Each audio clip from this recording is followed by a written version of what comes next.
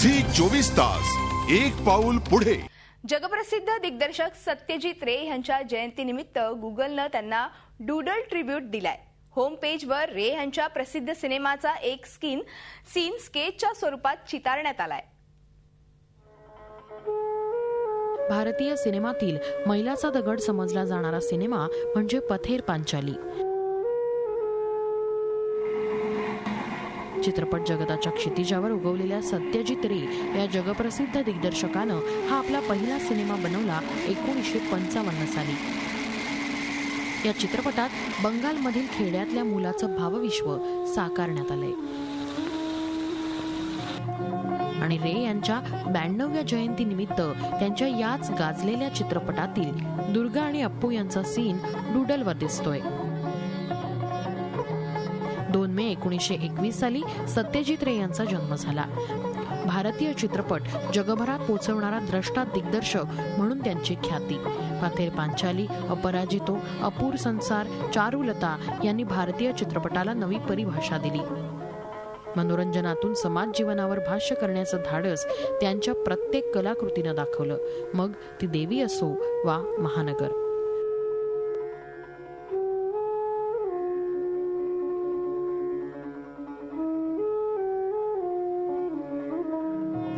सत्यजित रे यांना 32 राष्ट्रीय पुरस्कारांनी तर ऑस्करच्या जीवन गौरव पुरस्कारानंही सन्मानित करण्यात आलंय. भारतीय सिनेमाची 100री साजरी करत असताना जगभरातील सत्यजित रे यांच्या चाहत्यांकडून गुगल डूडलनी दिलेली अनोखी श्रद्धांजली स्तुत्यच म्हणावी लागेल. Bureau report, Zee media, Mumbai. Prakash Jha दिग्दर्शित सत्याग्रह हा सिनेमा लवकरच आपल्या भेटीला येणार आहे. सध्या फक्त या सिनेमाचे फोटो पाहूनच चर्चा रंगतीये. त्यातच या हिंदी सिनेमाची मराठी सिनेसृष्टीतही चर्चा होतीये, कारण अमिताभ सोबत स्क्रीन शेअर करायला मिळालीये ती अभिनेत्री मिताली जगताप हिला. चला तर ह्या सिनेमाविषयी आणि अमिताभ सोबत आलेल्या अनुभवाबद्दल ऐकूया मितालीकडूनच.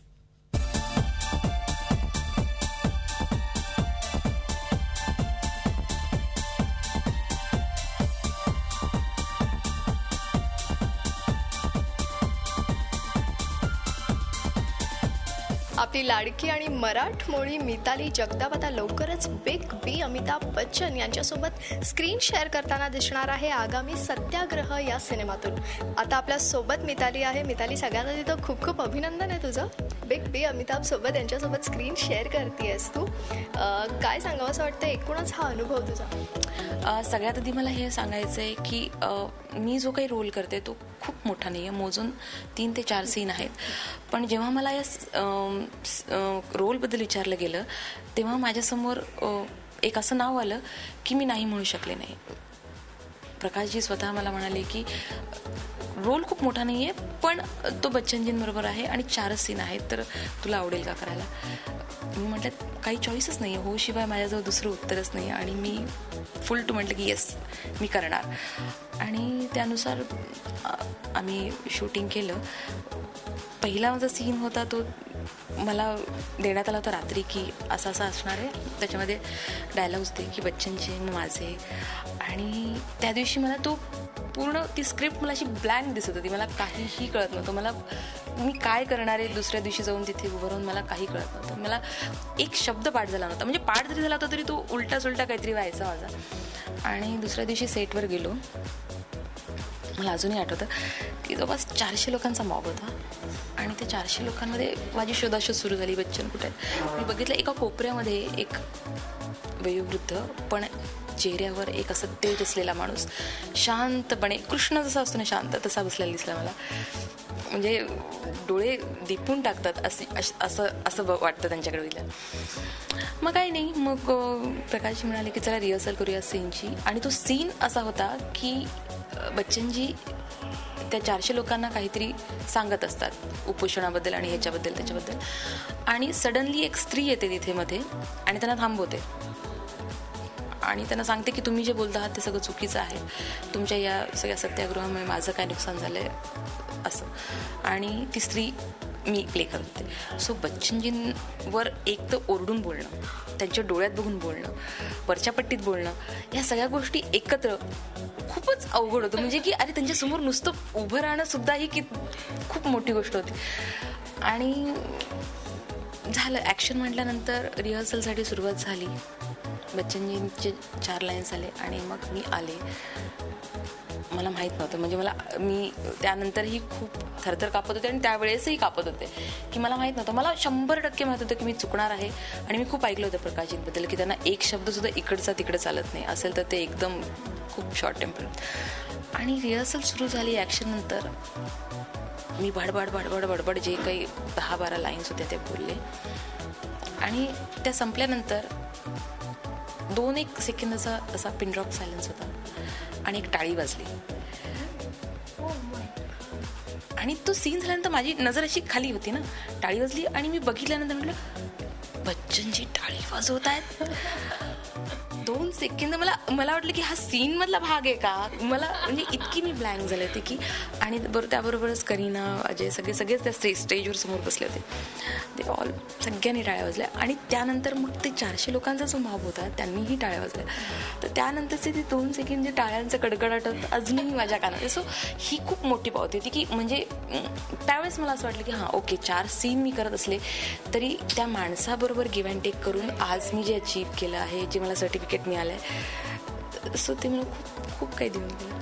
सो हा खूप वेगळा आणि अनएक्सपेक्टेड असा अनुभव होता की असं काही घडेल स्वप्नात. बच्चनच्या समोर उभं राहणं स्वप्नात नव्हतं, पण असा काही त्यांच्याकडून रिस्पॉन्स. आणि यामध्ये मला असं ठामपणे किंवा प्रामुख्याने म्हणावं असं वाटतं की मी काय केलं मला माहीत नाही, मला त्याबद्दल सांगता येत नाही. मी खूप काही ग्रेट केलं असं मला वाटत नाही, पण त्या माणसाचा मोठेपणा की ज्या प्रकारे त्यांनी माझं कौतुक केलं, त्या माणसाने मला जवळ बोलवून किंवा तिथूनच व्हेरी गुड करून किंवा प्रकाशजींना सांगितलं असतं की अच्छी आर्टिस्ट आहे, कोण आहे, व्हॉटेवर वेगवेगळ्या प्रकारे मला हे केलं असतं.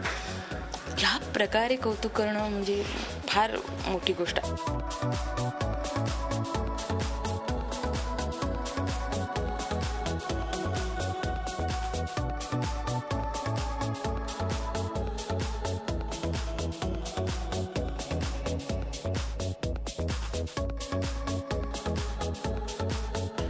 क्या बात आहे मिताली. पण कुठेतरी तुझ्याही अभिनयाची ही जादू आहे असं आम्हालाही वाटतं. बरं, ऑन स्क्रीन तर हे सगळे शूटिंगबद्दलचे किस्से झाले, पण ऑफ स्क्रीन कधी त्यांच्याशी बोलणं झालं का, किंवा कधी त्यांना ऑब्झर्व केलंस का? मी तेच करायला तिथे गेले आणि मी 10 दिवस मी जवळपास 10 पावलांच्या अंतरावर मी बसून असायची. माझ्या तोंडातून एक शब्द निघायचा नाही, माझी पापडी लावायची नाही. मी त्यांना नुसती एकटक बघत असायची. आणि मे बी त्यांनाही हे कळत असावं की मी कुठेतरी असं ते बघायचे, स्माईल करायचे, त्यांना कळत असावं की मी बोलते. मी सांगते का, मी त्यांच्याशी सीन व्यतिरिक्त असं फार म्हणजे बोललेच नाही. म्हणजे मला फोटोही त्यांच्यावर काढायचा होता, तर मी माझ्या फ्रेंडला म्हटलं की अरे प्लीज सांग ना की मला फोटो काढायचा आहे. असं ते काही गोष्टी अशा असतात की आपल्याला शब्दात कधी कधी मांडता येत नाही. मी काय जाऊन त्यांना सांगणार होते की कुठल्या प्रकारची मी तुमची फॅन आहे, की मी तुम्हाला काय देव मानते किंवा मी तुमच्याकडून काय शिकले. या सगळ्या गोष्टी खूप शब्द छोटे पडतात. सो मी काही न बोलता त्यांना पाहत होते.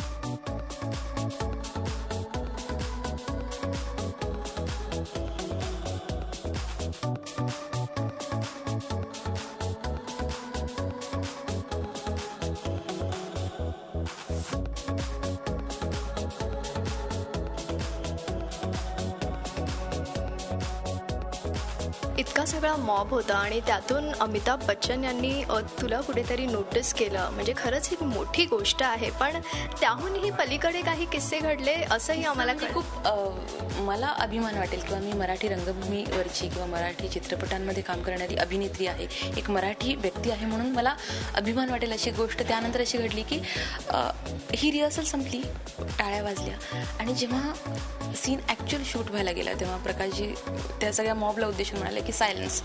आता सीन सुरू. प्रकाशजी सायलेन्स म्हटल्यानंतर अमिताभ बच्चन म्हणाले की शांतता कोर्ट चालू आहे. आणि त्यानंतर मला असं जाणवलं की किती कनेक्टेड आहे हा माणूस. नुसतं मराठीशीच नाही म्हणता येणार मला की रंगभूमीशी किंवा काय घडामोडी घडतायत किंवा सुलभाजींच्या कामाबद्दल, त्या एवढ्या सुंदर कलाकृतीबद्दल किती माहिती आहे या माणसाला, किती रिस्पेक्ट आहे आणि ते किती आतून एका मिनिटामध्ये त्याच्या बाहेर आलं की सायलेन्स म्हटल्यानंतर त्याचं कनेक्शन त्यांनी शांतता कोर्ट चालू आहे याच्याशी लावलं आणि कुठेतरी एका मराठी अभिनेत्रीला तो रिस्पेक्ट दिला. मराठीतले जे शब्द त्यांच्या तोंडून आले ते मे बी त्यांना माहीत असेल की समोर मिताली जगताप जी आहे ती एक Marathi national award winning actress आहे. हां, ते प्रकाशजींकडून त्यांना कळाल्यानंतर त्यांची ही रिॲक्शन होती आणि मला हे नंतर कळलं होतं की असं ते का म्हणाले आणि तसे कनेक्शन मला नंतर लागत गेले. पण हे लाईफ लाँग एनर्जी मिळण्यासारखं आणि खूप मोठी पावती. व्हिडिओ जर्नलिस्ट दीपक केदारसह जयंती वाघथरे, झी मीडिया, मुंबई. झी 24 तास एक पाऊल पुढे.